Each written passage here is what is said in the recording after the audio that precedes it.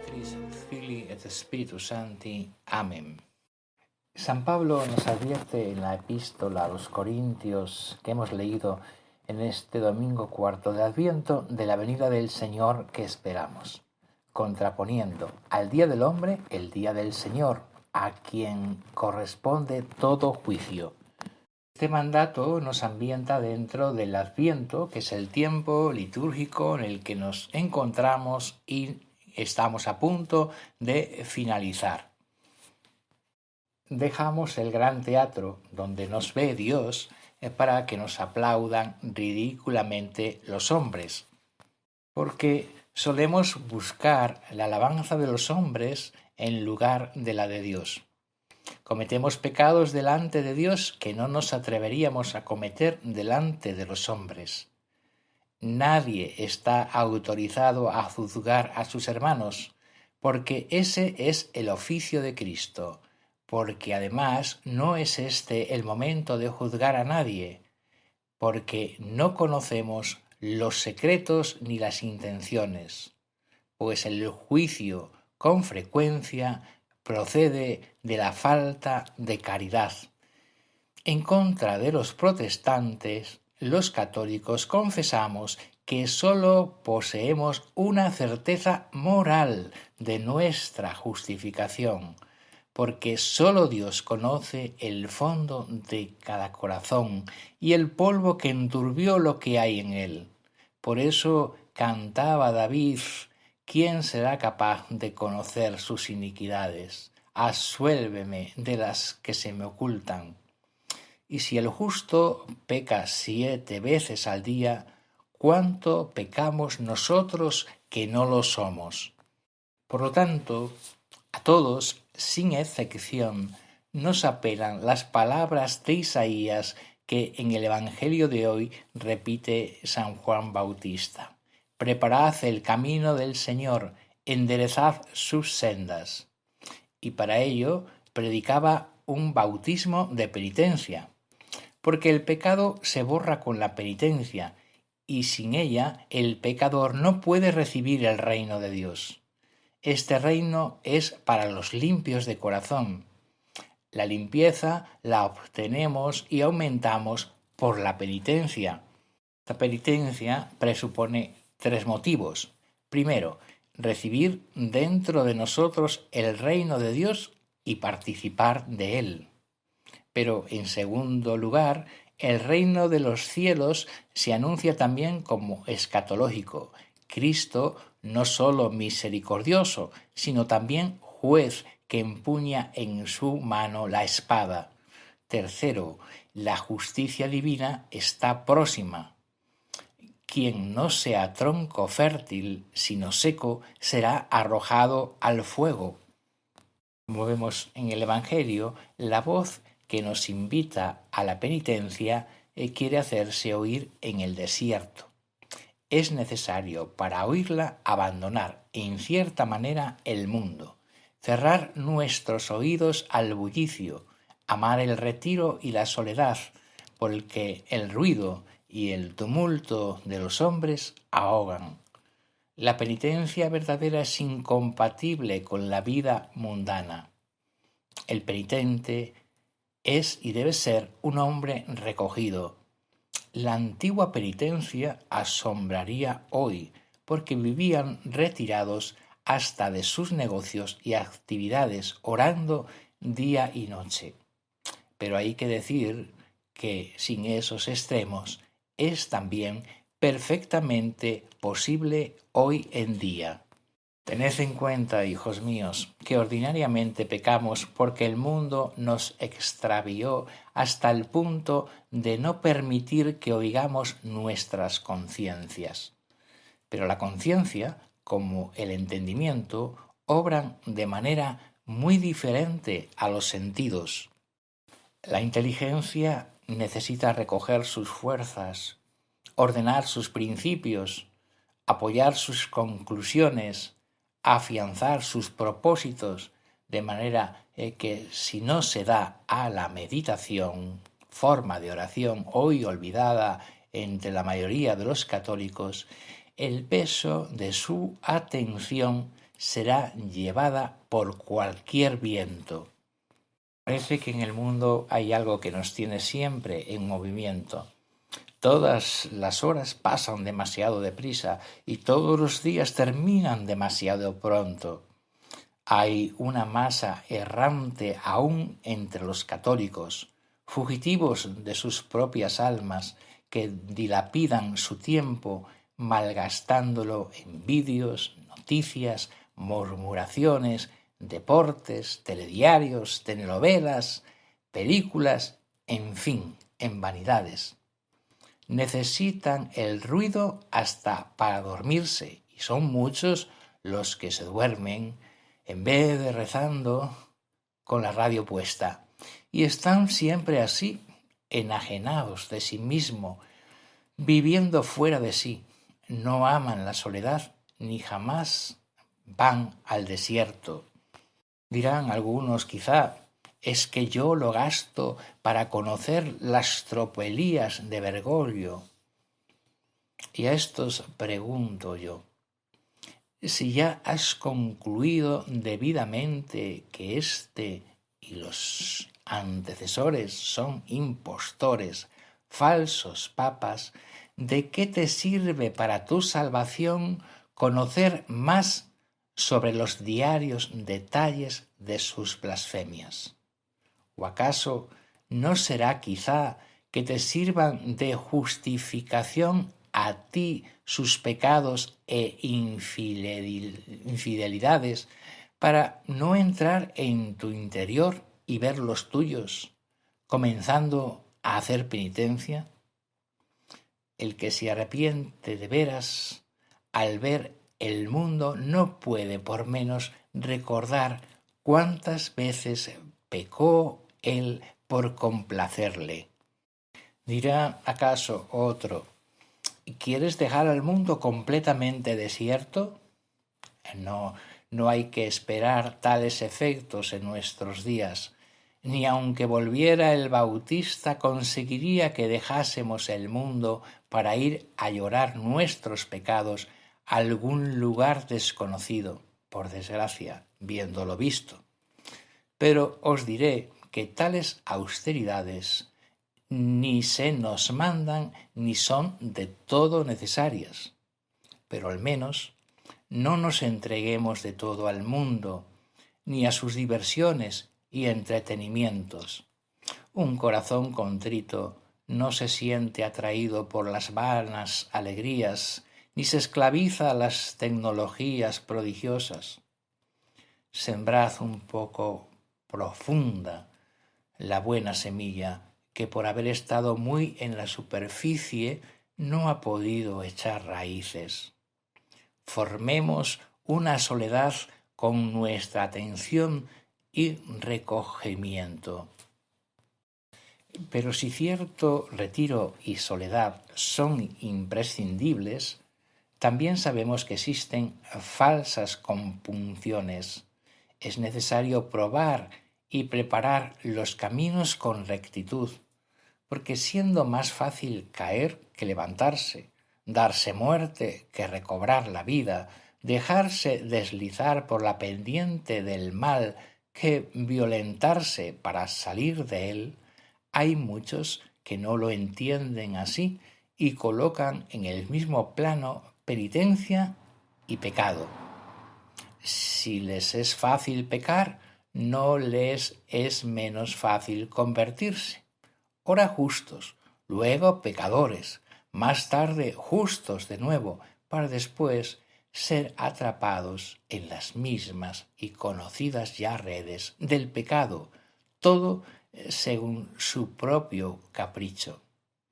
Pero no puede ser así, porque los afectos a la carne, al mundo y al demonio en que hemos consumido nuestra vida no se arrancan de un solo esfuerzo. Los remedios paliativos no curan, sino imaginariamente, sin suprimir la enfermedad. Preparada pues así el alma en la soledad y desconfiando de las ilusiones de la conversión, hemos de rectificar nuestros caminos. enderezándolos de veras, porque nosotros ni somos rectos ni la medida de la rectitud. Nuestra rectitud consiste en conformarnos con la norma divina, y no sólo por miedo, sino santamente deleitados en su equidad y maravillados de su belleza. Porque si no hacemos más que temer las amenazas de la ley, sin amar su verdad y su justicia, no podemos decir que el fondo de nuestro corazón está de acuerdo con ella.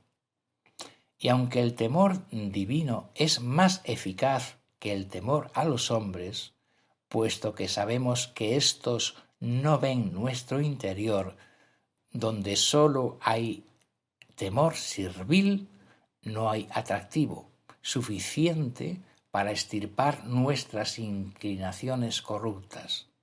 Enderezad, pues, hermanos, vuestros senderos por el camino del amor.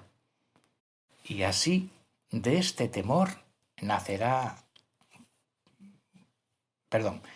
y así, de este amor nacerá otro temor, no el temor de la adúltera y que teme el regreso de su marido, sino el temor de la esposa casta que teme perder a su esposo. Temamos, pues, hijos míos, perder a Dios a quien amamos. Sabed, hijos, que también hay una penitencia falsa. Entre todos los males que hay en el mundo se encuentra uno de los que más apenan, y que es el modo que tienen muchos de confesar cuando lo manda la Santa Madre Iglesia o cuando su criterio personal se lo indica. Porque vemos que muchos llegan sin examen de conciencia hecho y casi sin arrepentimiento. Pues, ¿cómo habrá arrepentimiento si no se revuelve en la memoria para tener delante del Señor el tiempo de su vida con amargura de corazón? Por eso no es insólito y es de notar que muchos, acabando de confesar y comulgar, se vuelven a lo pasado tornando aquel mismo cieno en que antes se revolcaban. Esto es una gran injuria a Dios, pidiendo perdón de las injurias hechas y prometiendo enmienda, y en cuanto se dan la vuelta, se tornan a hacer otras mayores. El castigo que Dios les da es el mayor que se puede dar, que es dejarlos andar en este juego toda la vida hasta que llegue la muerte, cuyo fin, de ordinario, será conforme a sus obras, de las cuales nunca hicieron verdadera penitencia. De esto dice el Señor en Jeremías: no se volvieron a mí con todo el corazón, sino con mentira.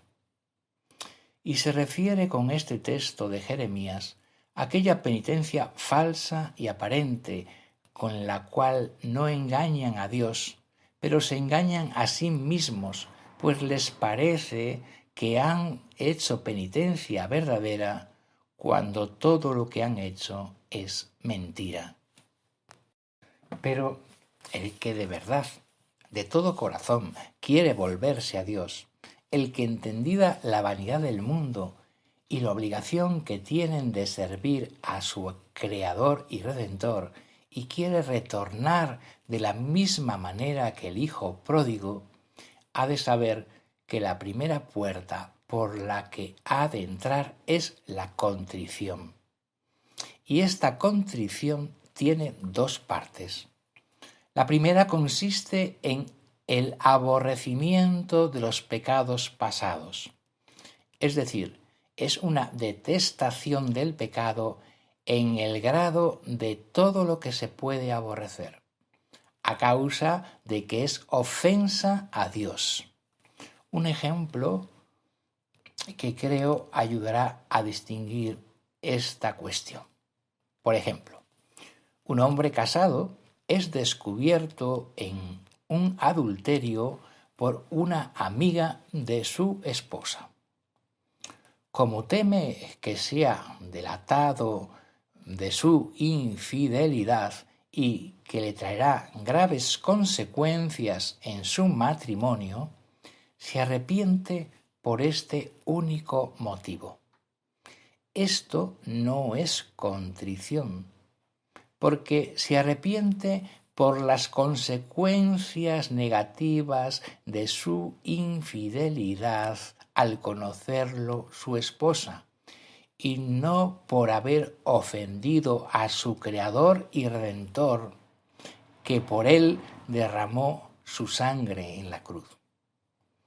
Es evidente que este arrepentimiento de este adúltero, al no tener contrición, él mismo volvería a cometer otro acto ilegítimo si estuviera seguro de que su esposa nunca sabría nada. Por ser la ofensa a la divina majestad el motivo de la contrición, el que tiene este aborrecimiento no sólo detesta los pecados de su pasado, sino también los venideros, pues ambos ofenden a Dios.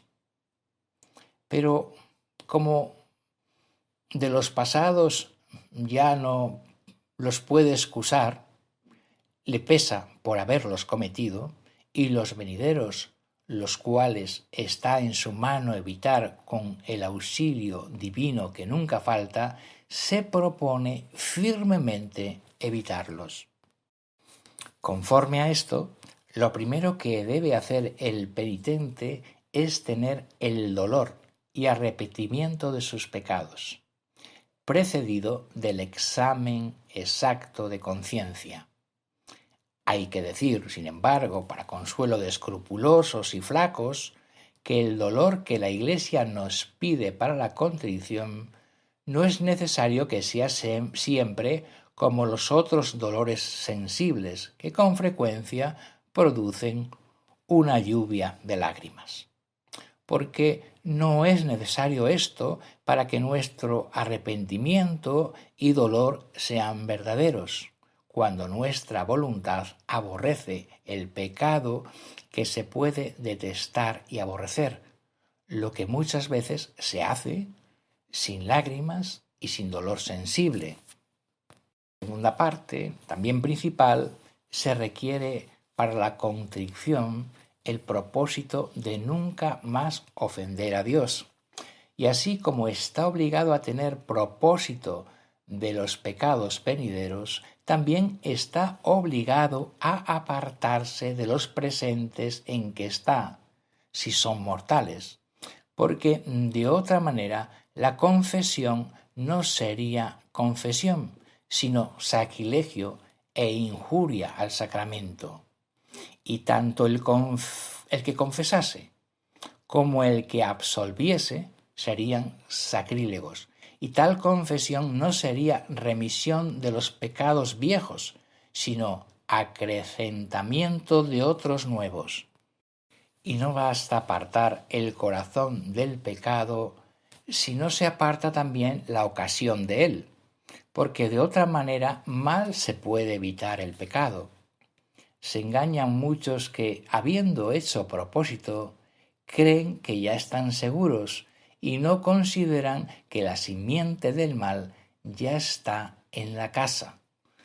Por esta razón, conviene remover todas las ocasiones del pecado, en especial si ya una vez se rompió el velo de la vergüenza, porque abierta esa puerta es casi imposible no dejar pasar el mal.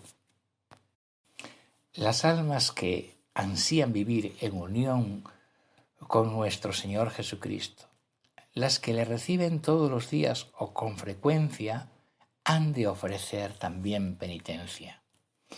Caerían en frialdad y rutina si no lo hiciesen, para comulgar bien y con fruto, hay que estar en gracia de Dios. Pero para sacar mucho provecho de la comunión es necesario acudir con espíritu y, a ser posible, en estado de sacrificio.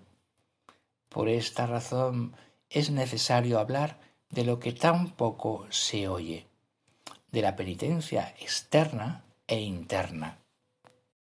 Todos los santos, de una u otra forma, han practicado la penitencia exterior.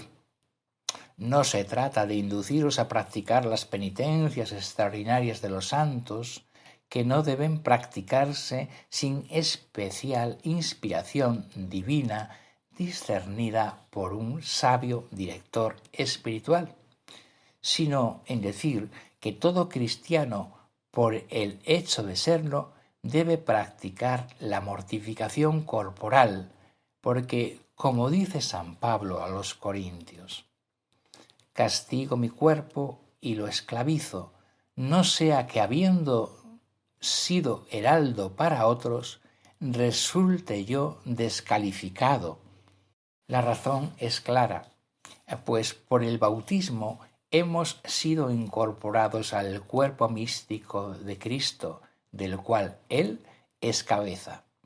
Y si Cristo sufrió constantemente de sacrificio corporal que culminó en la pasión, el cristiano no puede huir del sufrimiento corporal. Sufrimiento que se ofrece para satisfacción de los pecados que hemos cometido y para vencerse a sí mismo, a fin de que la parte inferior obedezca a la superior, como nos dice San Ignacio de Loyola. Y también para obtener alguna gracia o don especial.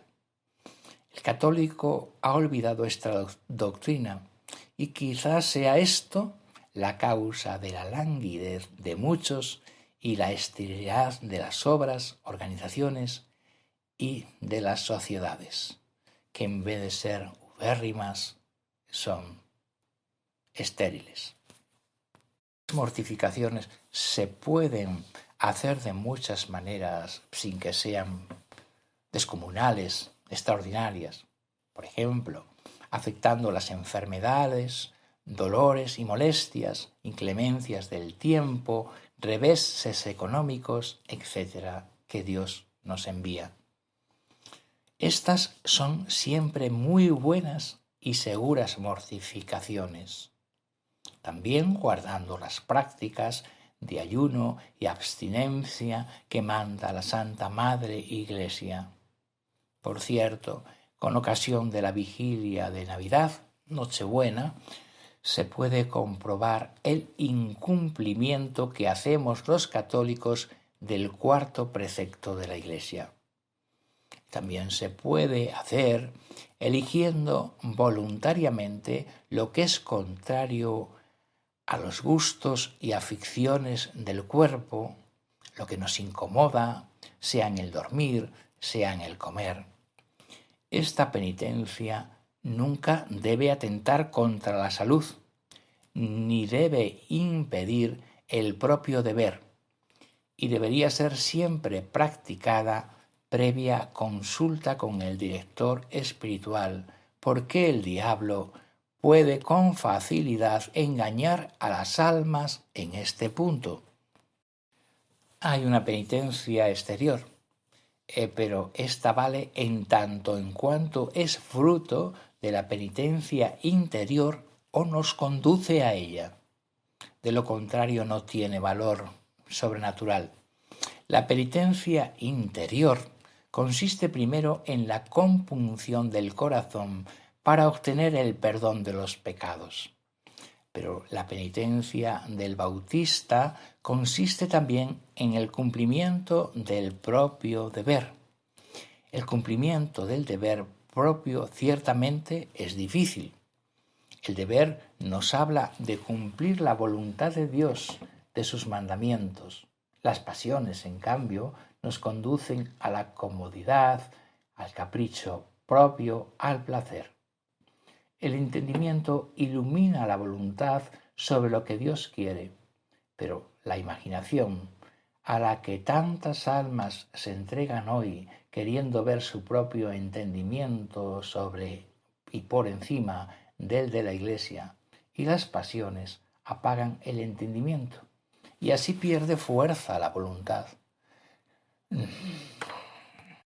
Porque nuestra voluntad es como la aguja de una brújula que fuera atraída por dos polos, el deber y la pasión. Para que permanezca unida a Dios y en cada momento con su deber, tiene que contrariar las pasiones constantemente, siempre, siempre en la lucha. De ahí la dificultad de la lucha interior. Supone esfuerzo no pequeño y es durante todos los minutos, horas y segundos de nuestra vida. Son ciertamente muy pocos los que cumplen con su deber.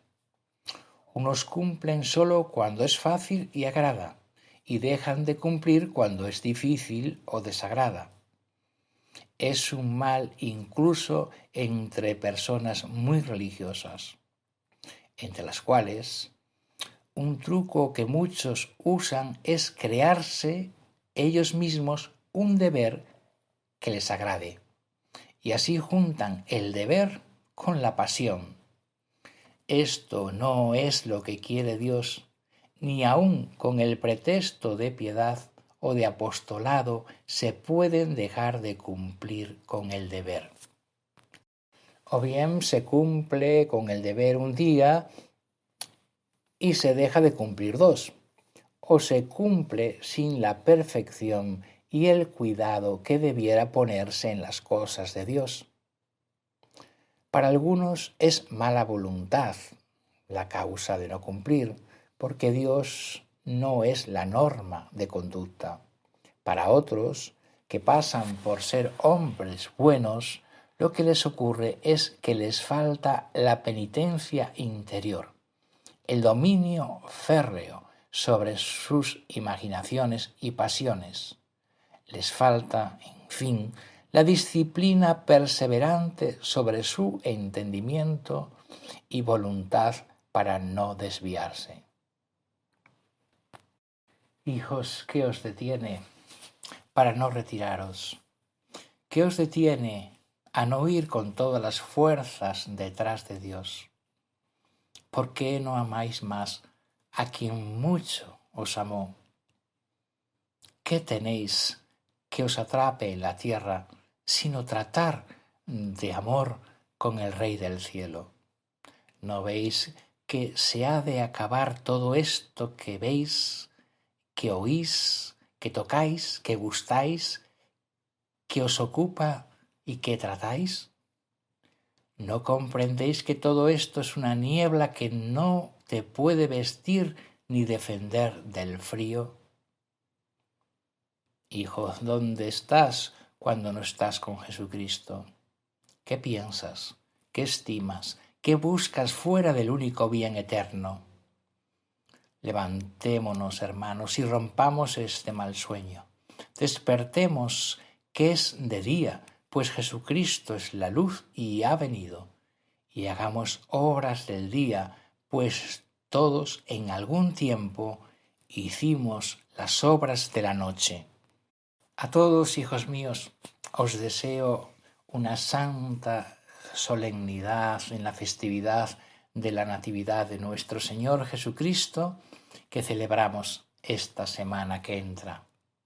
Aquí tendremos a las 12 de la noche del día 24, al culminar la vigilia, una santa misa conocida popularmente como de Gallo, para celebrar el amor de Dios a nosotros. Porque si nos amó cuando nos hizo a su semejanza, mucha mayor obra de amor es hacerse Él a imagen del hombre. Se abaja a nosotros para llevarnos consigo. Se hace hombre para hacernos partícipes de su divinidad. Desciende del cielo para llevarnos a Él y, en fin, murió para salvarnos y darnos vida.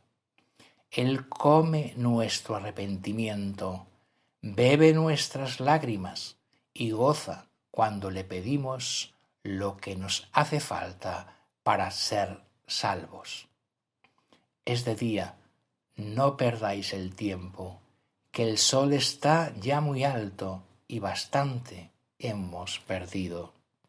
Ave María purísima, sin pecado concebida, que ella nos lleve al desierto para meditar y arrepentirnos.